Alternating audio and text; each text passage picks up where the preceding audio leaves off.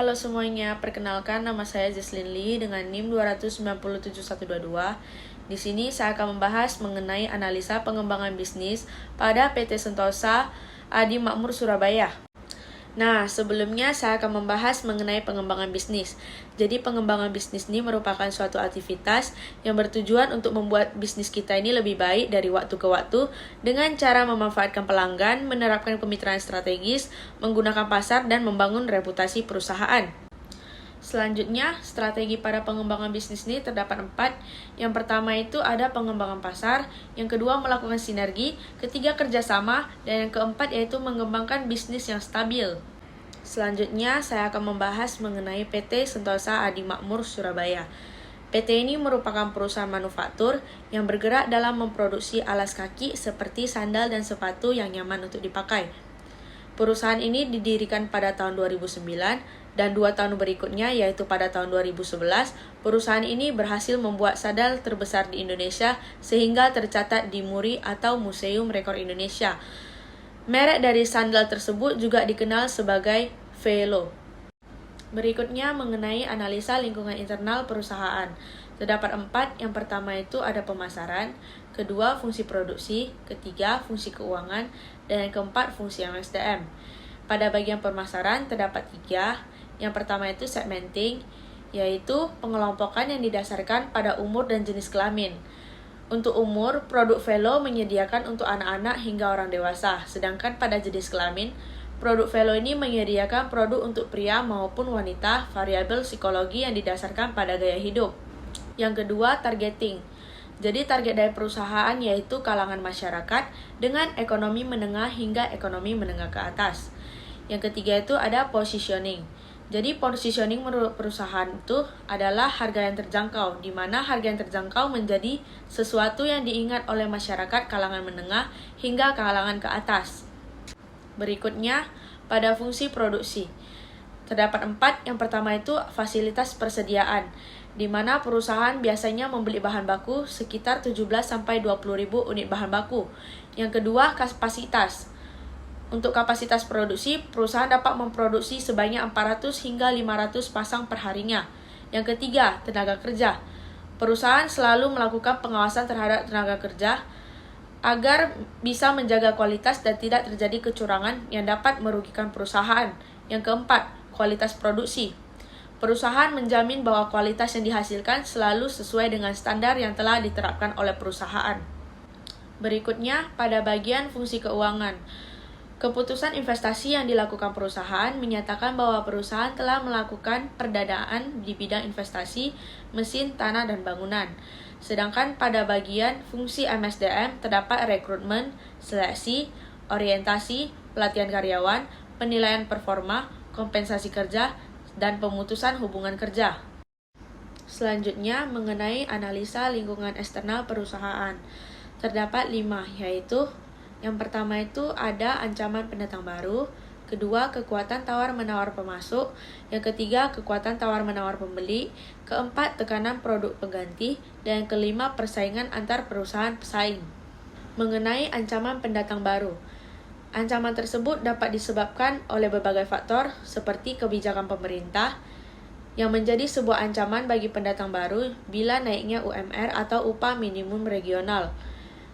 Yang kedua itu ada skala ekonomi, di mana skala ekonomi ini dapat dilihat dari sisi produksi.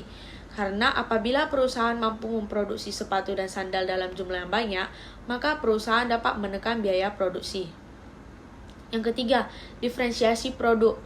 Dalam melakukan diferensiasi produk ini bisa dikatakan cukup mudah jika pendatang baru memiliki kejelian tentang produk atas alas kaki seperti apa yang diinginkan oleh pelanggan. Yang keempat, kebutuhan modal. Jadi kebutuhan modal ini merupakan hambatan bagi pendatang baru, di mana biasa pendatang baru ini harus memiliki modal yang relatif besar karena harus berinvestasi pada tanah, bangunan, dan mesin produksi. Yang kelima, terbatasnya pengalaman.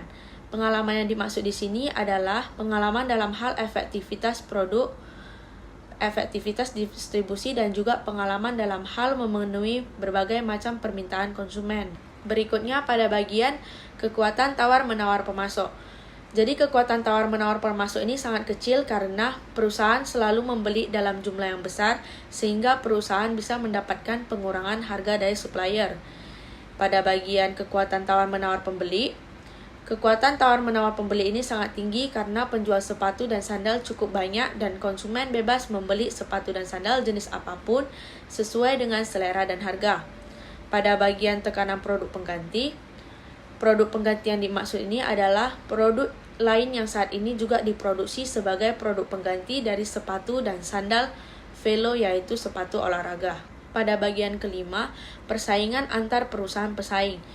Nah, persaingan ini dapat dipicu oleh beberapa faktor seperti jumlah pesaing, di mana pesaing perusahaan Sentosa ini adalah merek Ardiles, Ando, Kone, Kafu, dan juga sandal atau sepatu impor dari Cina maupun Thailand.